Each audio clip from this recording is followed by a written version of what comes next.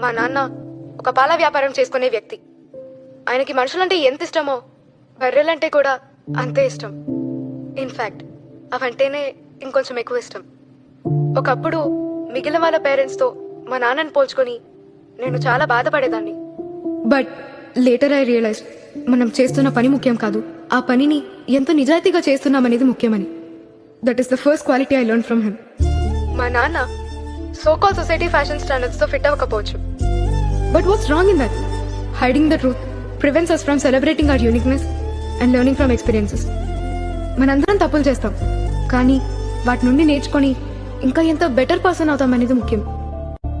ఒకప్పుడు మా నాన్న దగ్గర నుండి వచ్చే పేడవాసన అంటే నాకెంతో అసహ్యం వేసేది. But why should I be ashamed of it? అది నా తండ్రి కష్టం వాసన.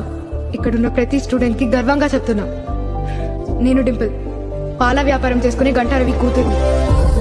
And I'm feeling proud to be his daughter. నన్ను సపోర్ట్ చేసిన ప్రతి ఒక్కరికి థ్యాంక్ యూ సో మచ్. చివరిగా ఒక్క మాట, లీడర్షిప్ అంటే ప్రపంచాన్ని గెలవడం కాదు, ముందు మనల్ని మనం గెలవడం.